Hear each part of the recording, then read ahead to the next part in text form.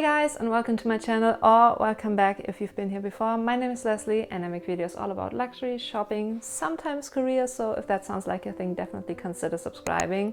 And also while you're down there, hit the notification bell so you don't miss out on any of my future videos. I upload once a week and I would love to have you back here. So for today's video, I'm doing a bit of a different one, still luxury related, but with a twist.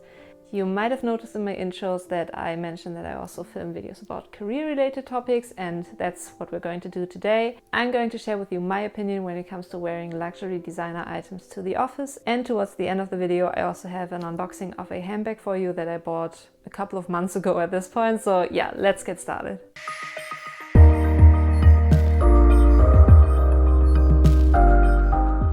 So actually I wanted to film and put up this video a couple of months ago, but I figured there was no point with this whole quarantine and working from home situation, because with most of us having worked from home, there was really no point in dressing up, putting on shoes and carrying a work handbag. But at least where I live, things have started opening up again and people return to their offices. So I thought it's finally time for me to film this video and put out my opinion on, the topic of whether I think it's appropriate or how to maneuver wearing luxury designer items to the office. A quick disclaimer I wanted to put out there before I get into the actual part of the video and the aspects I want to touch base on is obviously everybody's work environment and work situation is different. I'm just sharing my personal opinion, and I try to look at the question at hand from different perspectives, but bear in mind that the perspective I'm coming from and the work environment I'm used to is a pretty corporate and business formal one. So yeah, that's just my perspective. Plus, at the end of the day, it all comes down to personal preference. As long as you feel comfortable with what you're wearing to the office,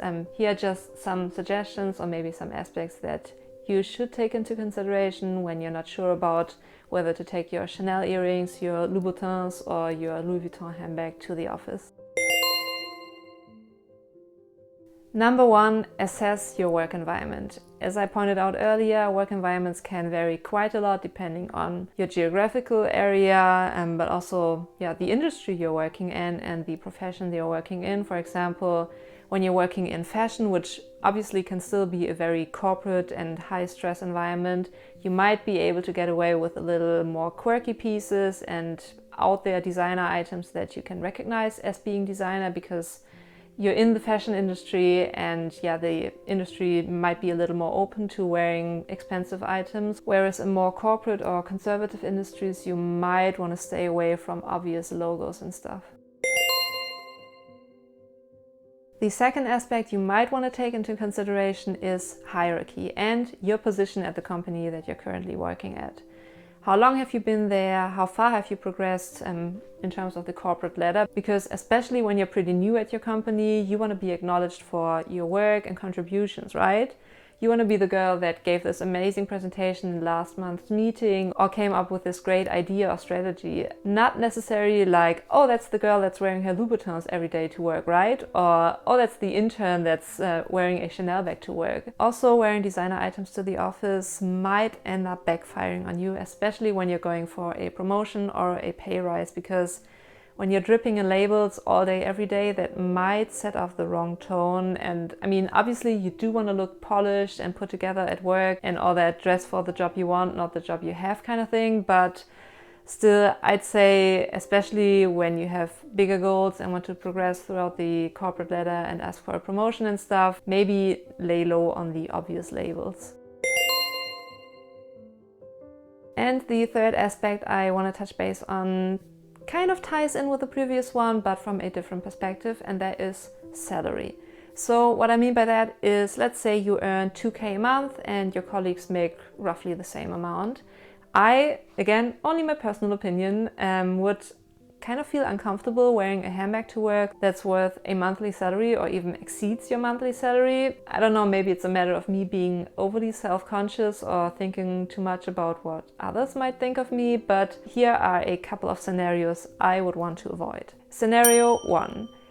Your colleagues know or find out how much your bag is actually worth and go in full conspiracy theory mode on how you were able to obtain that bag, because obviously you wouldn't have been able to afford it with your day job salary. Scenario 2, they think you just want to show off and feel superior to them and want to rub in their face how much money you are able to spend on luxury items, which might be leading to somewhat of a toxic work environment, which I would want to avoid at any cost. And scenario 3, again, your colleagues know or find out how much the designer handbag costs and immediately assume that it's fake, because obviously you wouldn't have been able to afford it on your day job salary, and subtly or not so subtly let you know that they think it's fake. So yeah, just to name a few scenarios, luckily none of those are from my personal experience, but I think they are not that unlikely, obviously depending on how well you get along with your colleagues. So I'd say, especially if you know that your colleagues have a tendency to talk behind each other's backs, but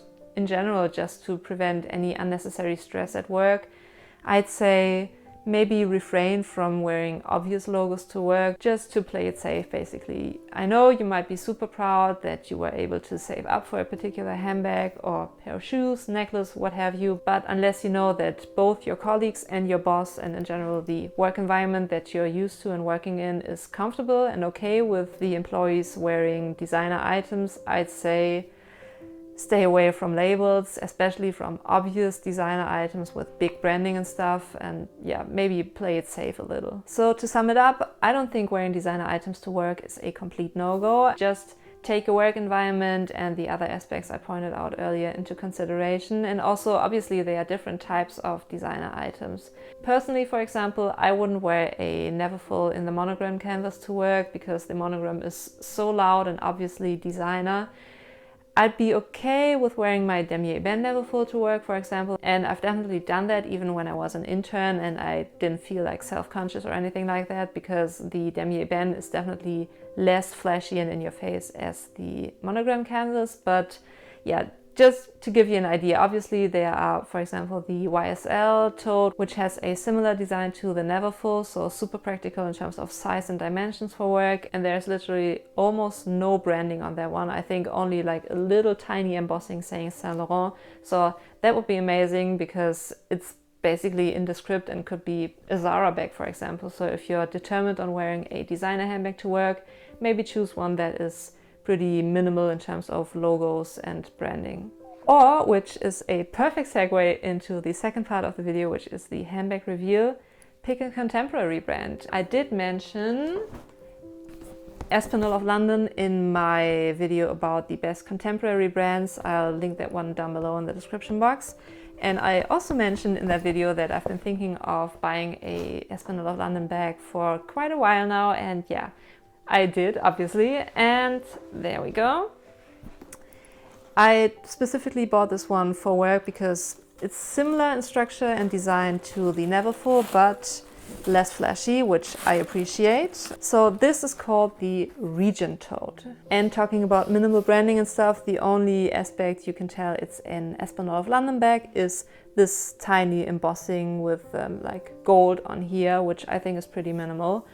Also, Espinal of London obviously is not a high-end luxury designer brand, so most people won't even know the brand, I want to say.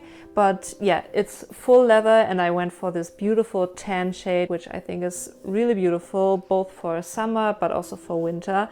I hope the leather isn't too delicate. I actually haven't worn this one yet, but yeah, I hope it's going to hold up pretty well. On the inside, you have suede lining, if I'm not mistaken. Yeah, and similar to the Louis Vuitton Neverfull and the YSL Tote, you have this detachable pouch thing, which is amazing because obviously it's an open tote apart from the magnetic closure, which isn't a closure actually. So for items that you don't want to get pickpocketed out of your bag, for example your phone, although that's usually in my hand to be honest, but like your wallet or card holder, at least cash, and these pouches are amazing. And yeah, let me know if you want a full-on review and yeah, in a dedicated video on this Regent Tote. I think it's amazing. I also got it in the sale. I can't remember how much I paid because, as I said, I did buy this one a couple of months ago at this point, but try to remember and leave it in the description box for your reference. But yeah, Espinal of London usually has some good sales going on, and I think they currently have a sale too,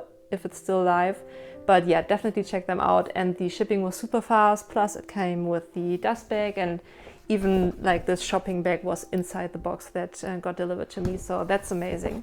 But yeah, I think that does it for today's video. I hope you enjoyed it. If you did, give it a thumbs up and also consider subscribing to my YouTube channel. That would mean so much to me. And yeah, have an amazing rest of your week, and until next time, bye.